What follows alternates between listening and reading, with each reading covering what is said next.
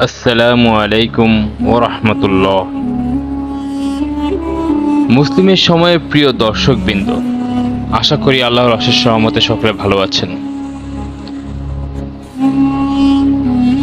আজ আমরা এমন একজন সুলতান এর ইতিহাস জানব, যাকে সকলে সুলতান ফাতেহ হিসেবে চিনে থাকেন। তাহলে শুরু করছি আজকের একটি ঐতিহাসিক ঘটনা এবং একজন ঐতিহাসিক সুলতান সম্পর্কে। দ্বিতীয় মুহাম্মদ ছিলেন সপ্তম ওসমানীয় সুলতান। তিনি মোহাম্মদ ফাতেহ অর্থাৎ বিজয় মোহাম্মদ নামে পরিচিত। 1444 সালের আগস্ট থেকে 1446 সালের সেপ্টেম্বর পর্যন্ত সংক্ষিপ্ত সময়ের জন্য তিনি সুলতান ছিলেন। এরপর 1451 সালের ফেব্রুয়ারিতে পুনরায় মসনদে আসেন। দ্বিতীয় দফায় তিনি 1481 সালের মে পর্যন্ত ক্ষমতায় ছিলেন। তিনি ও তার শায়েখ শামসুদ্দিন কনস্টান্টিনোপল এর কাছে প্রথম কনস্টান্টিনোপল যুদ্ধের সময় সাহাবী আবু আইয়ুব আনসারীর কবর খুঁজে পান ও পরবর্তীতে সেখানে আসে মসজিদ নির্মাণ করেন। মুহাম্মদ সাল্লাল্লাহু আলাইহি সাল্লাম ভবিষ্যৎবাণী অনুযায়ী কনস্টান্টিনোপল বিজয়ে এই ওসমানীয় সুলতান দ্বিতীয় মুহাম্মদ 21 বছর বয়সে কনস্টান্টিনোপল বিজয় করেন। তার অসামান্য দক্ষতা তৎকালীন সময়ে সবচেয়ে বড় কামান ও স্থলভাগের উপর দিয়ে জাহাজ নিয়ে যাওয়া ছিল কনস্টান্টিনোপল যুদ্ধের অন্যতম কৃতিত্ব। এর ফলে পূর্ব রোমান সাম্রাজ্যের পতন হয়। Muhammad Anatolia, Albania, Bosnia, Crimea, Italy পর্যন্ত ইউরোপ অভিযান অব্যাহত রাখেন। আধুনিক তুরস্ক ও মুসলিম বিশ্বে সুলতান মুহাম্মদ একজন বীর হিসেবে সম্মানিত হন। তার স্মরণে ইস্তানবুলের ফাতেহ জেলা ফাতেহ সুলতান মুহাম্মদ সেতু ও ফাতেহ মসজিদের নামকরণ করা হয়েছে। শাহজাদা মুহাম্মদ 1432 সালের 30 মার্চ ওসমানীয় রাজধানী এদির্নে জন্মগ্রহণ করেন। তার বাবা ছিলেন সুলতান দ্বিতীয় মুরাদ ও মা হুমা খাতুন। অভিজ্ঞতা অর্জনের জন্য 11 বছর বয়সে তাকে প্রথা অনুযায়ী আমাসিয়া শাসনের জন্য প্রেরণ করা হয়। তার পড়াশোনার জন্য সুলতান দ্বিতীয় মুরাদ কয়েকজন শিক্ষক নিযুক্ত করেন। ইসলামী শিক্ষা তার মনে গভীর প্রভাব ফেলে। কনস্টান্টিনোপল জয় করার ক্ষেত্রে তরুণ বয়সে শামসুদ্দিন তার উপর প্রভাব ফেলেছিলেন। 1444 সালের আগস্টে আনাতোলিয়ার কারামানিদের সাথে শান্তি স্থাপনের পর সুলতান দ্বিতীয় মুরাদ মসনদ ত্যাগ করেন এবং দ্বিতীয় মুহাম্মদ 12 বছর বয়সে সুলতান হন। পোপের প্রতিনিধি কার্ডিনাল জুলিয়ান সিসারিনির মদদে হাঙ্গারির রাজা মুসলিমদের সাথে চুক্তি লঙ্ঘন করেন। জুলিয়ান তাকে বোঝান যে মুসলিমদের সাথে সম্পাদিত চুক্তি ভঙ্গ করলে তা বিশ্বাসঘাতকতা হবে না। হাঙ্গেরির জানোস হুনিয়াডির নেতৃত্বে পরিচালিত ক্রুসেডকে মুহাম্মদ প্রতিহত করতে সক্ষম হন। এই সময় মুহাম্মদ তার পিতা মুরাদকে পুনরায় মসনদে বসার অনুরোধ করেন, কিন্তু মুরাদ তাতে অস্বীকৃতি জানান। মুহাম্মদের ফলে ক্রুদ্ধ হন এবং পিতার কাছে পাঠানো চিঠিতে লেখেন, যদি আপনি সুলতান হন তবে এগিয়ে এসে সেনাদের নেতৃত্ব দিন। যদি আমি সুলতান হই তবে আমি নির্দেশ দিচ্ছি আপনি আমার সেনাদের নেতৃত্ব দিন। এরপর মুরাদ দায়িত্ব গ্রহণ করেন এবং 1444 সালে ভার্নার যুদ্ধে জয়লাভ করেন। মুরাদের পুনরায় ক্ষমতা গ্রহণের ক্ষেত্রে উজিরে আজম হালিল পাশার ভূমিকা ছিল। মুহাম্মদের শিক্ষক শামসুদ্দিনের সাথে হালিল পাশার বিরূপ সম্পর্ক থাকায় তিনি মুহাম্মদের শাসনের পক্ষে ছিলেন না। 1451 সালে পুনরায় মসনদে বসার পর সুলতান মুহাম্মদ নৌবাহিনীকে শক্তিশালী করতে শুরু করেন এবং কনস্টান্টিনোপল আক্রমণের প্রস্তুতি নেন। বসফরাসের পূর্বে এশীয় অংশে তার প্রপিতামহ বায়েজিদ আনাদোলিয়াসির দুর্গ নির্মাণ করেছিলেন। মুহাম্মদ ইউরোপীয় অংশে রুমেলি হিসারি দুর্গ নির্মাণ করেন, ফলে প্রণালীর উপর ওসমানীয়দের পূর্ণ নিয়ন্ত্রণ স্থাপিত হয়। এরপর প্রণালী অতিক্রমকারী জাহাজের উপর করারোপ করেন। ভেনিসিয়ান একটি জাহাজ নির্দেশ অমান্য করায় সেটিকে কামানের গোলায় আঘাতে ডুবিয়ে দেওয়া হয় এবং নাবিকদের শিরচ্ছেদ করা হয়। কনস্টান্টিনোপল প্রথম অবরোধের সময় শহরের নিকটে দাফন করা সাহাবী আবু আইয়ুব আনসারীর কবর আকশামসুদ্দীন আধ্যাত্মিক শক্তি বলে খুঁজে পেয়েছিলেন। বিজয়ের পর মুহাম্মদ এখানে আইয়ুব সুলতান মসজিদ নির্মাণ করেন। 1453 সালে মুহাম্মদ কনস্টান্টিনোপল অবরোধ করেন। এই সময় তার বাহিনীতে সেনা সংখ্যা ছিল 80,000 থেকে 2 লক্ষ এবং জাহাজ ছিল 320টি। এপ্রিলের শুরুর দিকে শহর অবরোধ করা হয়। অবরোধের সময় ওসমানীয়রা উরবানের নির্মিত প্রকাণ্ড কামান থেকে গোলাবর্ষণ করে। গোল্ডেন হর্নের প্রবেশপথে বিশালাকার শেকল স্থাপনের ফলে সেখানে প্রবেশের ক্ষেত্রে তুর্কিরা বাধার সম্মুখীন হয়। মুহাম্মদ তার জাহাজগুলোকে মাটির উপর দিয়ে টেনে গোল্ডেন হর্নে নিয়ে আসেন। 29 মে শহরের পতন হয় এবং রাসূলের কনস্টান্টিনোপল ভবিষ্যদ্বাণী রূপ লাভ করে। বিজয়ের পর মুহাম্মদ এদিন থেকে রাজধানী সরিয়ে কনস্টান্টিনোপলে নিয়ে আসেন। 330 সাল থেকে কনস্টান্টিনোপল রোমান সাম্রাজ্যের রাজধানী ছিল এবং শহরের অধিকারী সাম্রাজ্যের শাসক হতেন। এই কারণে কনস্টান্টিনোপল জয়ের পর মুহাম্মদ রোমান সম্রাটদের মতো কাইসারি রোম বা সিজার উপাধি ধারণ করেন। সমসাময়িক পণ্ডিত জর্জ অফ ট্রেভিজন্ট এক্ষেত্রে সুলতানকে সমর্থন করেছিলেন। ইস্টার্ন অর্থোডক্স চার্চ এই ঘোষণা মেনে নিলেও ক্যাথলিক চার্চ এবং পশ্চিম ইউরোপ তা মেনে নেয়নি। গ্যানারিয়াস স্কলারিয়াসকে সুলতান কনস্টান্টিনোপলের পেট্রিয়ার্ক মনোনীত করেন। বাইজেন্টাইন সম্রাট একাদশ কনস্ট্যান্টাইন কোনো উত্তরসূরি না রেখে মৃত্যুবরণ করেন।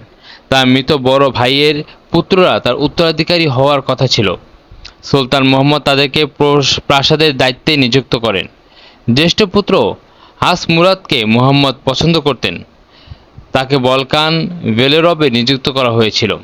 কনিষ্ঠ পুত্র মেসি পাশা একজন নৌ সেনাপতি হন এবং গেলিপোলির সানজাক বে নিযুক্ত হন। তিনি পরবর্তীতে সাম্রাজ্যের উজির আজম নিযুক্ত হয়েছিলেন। কিছু ঐতিহাসিক সূত্র অনুযায়ী কনস্টান্টিনোপল বিজয়ের 10 বছর পর মুহাম্মদ ট্রয় সফর করে বলেন যে গ্রিক তথা বাইজেন্টাইনদের জয় করার মাধ্যমে তিনি ট্রোজানদের পক্ষ থেকে প্রতিশোধ নিয়েছেন। সুলতান মুহাম্মদ ফাতে আলী আরও কিছু অভিযান করেন এবং জয়লাভ করেন। তার মধ্যে উল্লেখযোগ্য হল কারামান 1451 সালে, কনস্টান্টিনোপল 1453 সালে, সার্বিয়া 1454 থেকে 55 সাল, সার্বিয়া 1456, সার্বিয়া 1458 থেকে 1459, মোরেয়া 1458 থেকে 59, আমাসরা 1460, সিনোপ 1461, ট্রেভিজন্ট 1461, ওয়ালচিয়া 1462, লেসবস 1462, বসনিয়া 1463 থেকে 1464, মোরেয়া 1463, আলবেনিয়া 1466 থেকে 67, কারামান 1468, নেগ্রোপন্টে 1470, পশ্চিম আনাতোলিয়া 1473, মোলদাভিয়া 1476, আলবেনিয়া 1478।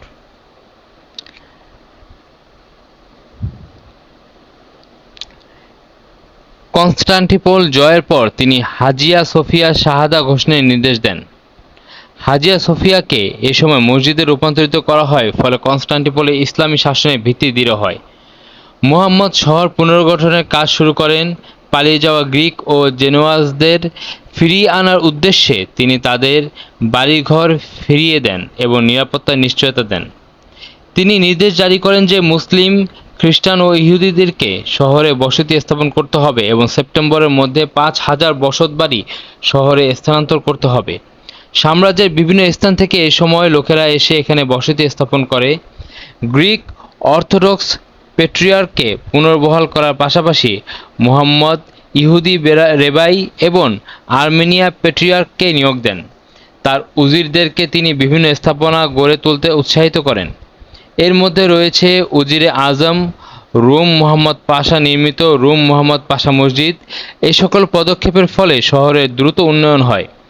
1478 সালের জরিপ অনুযায়ী তৎকালীন সময়ে কনস্টান্টিনোপল এবং পার্শ্ববর্তী গালাতায় 16,324 বাড়িঘর এবং 3,927টি দোকান ছিল এবং আনুমানিক জনসংখ্যা ছিল 80,000-এর মধ্যে 60% ছিল মুসলিম, 20% খ্রিস্টান এবং 10% ইহুদি। মুহাম্মদের উচ্চাকাঙ্ক্ষী নির্মাণ প্রকল্পের ফলে শহরের রাজকীয় রাজধানী হিসেবে গড়ে ওঠে। সমকালীন ওসমানীয় ইতিহাসবিদ নেশরীর মতে সুলতান মুহাম্মদ ইস্তানবুলের সবকিছু নির্মাণ করেছেন। 50 বছর পরে কনস্টান্টিনোপল ইউরোপের সবচেয়ে বৃহৎ শহরে রূপান্তরিত হয়। সুলতান দ্বিতীয় মুহাম্মদের 5 জন স্ত্রী ছিলেন। প্রথম জন ছিলেন আমিনা গুলবাহার খাতুন, দ্বিতীয় ছিলেন গুলশা খাতুন, তৃতীয় ছিলেন সিত্তিশা খাতুন, চতুর্থ ছিলেন চিচেক খাতুন এবং পঞ্চম ছিলেন খাদিজা খাতুন। তার সন্তান ছিলেন দ্বিতীয় বায়েজিদ, সুলতান জেম, মোস্তাফা, গেভেরহান খাতুন। সুলতান মুহাম্মদ তুর্কি, আরবি, ফার্সি, গ্রিক ও ইতালীয় ভাষায় পারদর্শী ছিলেন। বিভিন্ন সময়ে তিনি তার উপস্থিতিতে আলেমদেরকে বিভিন্ন ধর্মীয় বিষয়ে আলোচনার জন্য আহ্বান করতেন। তার শাসনামলে গণিত, জ্যোতির্বিজ্ঞান ও ধর্মীয় ক্ষেত্রে ওসমানীয়রা প্রভূত উন্নতি লাভ করে। সুলতান নিজে আবনী ছদ্মনামে কবিতা লিখতেন। তার কবিতা নিয়ে একটি দেওয়ান রয়েছে। মুহাম্মদ আল ফাতিহ বিজ্ঞান ও ইতিহাস চর্চায় বেশ মনোযোগী ছিলেন। বেশিরভাগ সময় তিনি ইতিহাসের বই পড়েই কাটাতেন। এ সময় মুহাম্মদ আল ফাতিহ আরবি, ফার্সি, তুর্কি, সার্বীয়, গ্রিক, ল্যাটিন সহ 60টি ভাষায় দক্ষ হয়ে ওঠেন। এসব ভাষায় তিনি অনর্গল কথা বলতেন।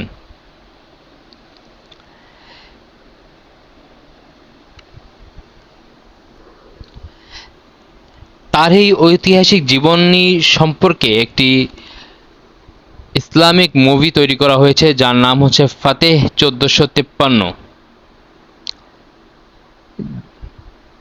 এটি হলো একটি বীরত্ব গাথাসূচক ঐতিহাসিক ঘটনাভিত্তিক অ্যাকশনধর্মী তুর্কি চলচ্চিত্র, যা 2012 সালে 16 ফেব্রুয়ারি মুক্তি পায়।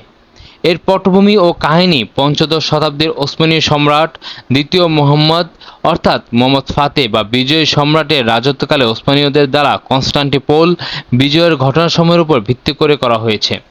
এতে সম্রাট দ্বিতীয় মুহাম্মদের চরিত্রে অভিনয় করেন খ্যাতিমান তুর্কি অভিনেতা দাভরিম এভিন। ছবিটি মুক্তি দেওয়ার 18 দিনের মাথায় এটি তুরস্কের সবচেয়ে ব্যবসা সফল চলচ্চিত্রের রেকর্ডকে ভেঙে ফেলে। বর্তমানে এটি তুর্কি ভাষায় সবচেয়ে আলোচিত ও ব্যবসায় সফল চলচ্চিত্র। নবী মুহাম্মদ সাল্লাম এর মদিনায় থাকাকালীন সময়ে 627 খ্রিস্টাব্দ একটি স্থানীয় ঐতিহাসিক ঘটনা প্রদর্শনের মাধ্যমে চলচ্চিত্রটির প্রথম দৃশ্য উন্মোচন করা হয়, যেখানে দেখানো হয় সাহাবী আবু আইয়ুব আল আনসারী অপরাপর সাহাবীদেরকে বলছেন যে নবীজি বলেছেন একজন মহান সেনাপ্রধান এবং তার সৈন্যদল কর্তৃক কনস্টান্টিনোপল বিজিত হবে। এর পরের দৃশ্যেই চিত্রপট নাটকীয়ভাবে চতুর্দশ শতকে মোড় নেয়, যেখানে সুলতান দ্বিতীয় মুহাম্মদের জন্মের প্রেক্ষাপট দেখানো হয়। অনতিবিলম্বে প্রেক্ষাপট সুলতানের তারুণ্যকে তুলে ধরে, যেখানে ওসমানীয় সুলতান মুহাম্মদ ফাতেহ তার সেনাপতি হাসানের সাথে লড়ছেন। এরপর পিতা মুরাদের মৃত্যু, যুদ্ধে পরিকল্পনা, খলিল পাশার সাথে বিরোধ, কনস্টান্টিনোপলের সমুদ্র সীমায় সুদৃঢ় লৌহ শৃঙ্খল এড়িয়ে সমুদ্র তটে তৈলতক্তা কৌশল অবলম্বনে জাহাজ পারাপারের মতো বুদ্ধিদীপ্ত পদক্ষেপ প্রদর্শনের মধ্য দিয়ে কাহিনী যুদ্ধে এগিয়ে যায়।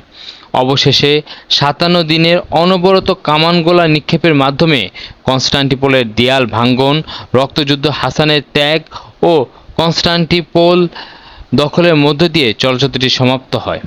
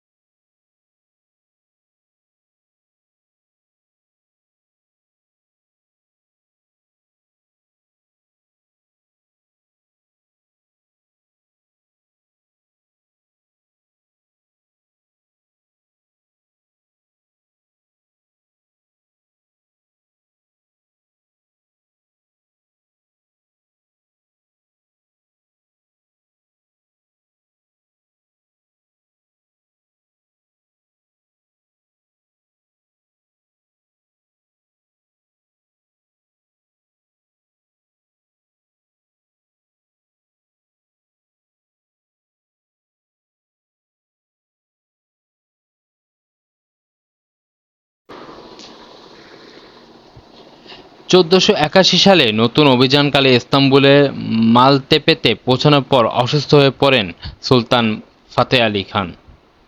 কিছুদিন পর 3 মে 49 বছর বয়সে সুলতান মুহাম্মদ মৃত্যুবরণ করেন। তাকে ইস্তানবুলের ফাতেহ মসজিদ সংলগ্ন স্থানে দাফন করা হয়। ধারণা করা হয় যে তাকে বিষ প্রয়োগ করা হয়েছিল। একটি সূত্র অনুযায়ী ইহুদি থেকে ইসলামে ধর্মান্তরিত ইয়াকুব পাশা এর সাথে জড়িত।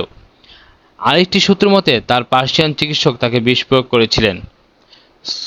সুলতান মুহাম্মদের মৃত্যুতে ইউরোপে আনন্দে বন্যা বয়ে যায়। এই উপলক্ষে গির্জার ঘণ্টা বাজানো হয় এবং উদযাপন অনুষ্ঠান করা হয়। ভেনিসে ঘোষণা করা হয় লা গ্রান্দে ইকুইলা এ মোর্তা, মহান ঈগল মৃত্যু।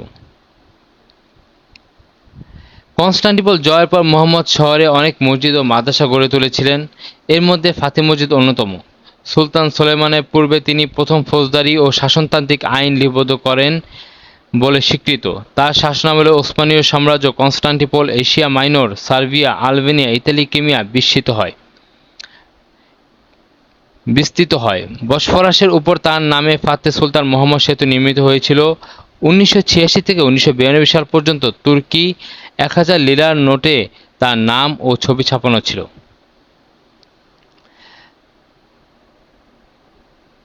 আলহামদুলিল্লাহ, আজ আমরা একজন ঐতিহাসিক বীর গাথা শুনলাম। সুলতান মুহাম্মদ ফাতেহ। তার অবদান অবশ্যই ইসলামে অবিস্মরণীয়। ইনশাআল্লাহ আমরা আগামীতে আরও বিশেষ কিছু ব্যক্তিত্ব, ইসলামিক ইতিহাস নিয়ে আপনাদের সামনে তুলে ধরব। আপনারা আমাদের পাশে থাকবেন এবং আমাদেরকে এগিয়ে যাওয়ার জন্য, আমাদের চ্যানেলটিকে আরও সামনে এগিয়ে যাওয়ার জন্য, দিনী কাজে অংশগ্রহণ করার জন্য উৎসাহ প্রদান করবেন। লাইক, কমেন্টস এবং শেয়ার করে আমাদের অনুপ্রেরণা দান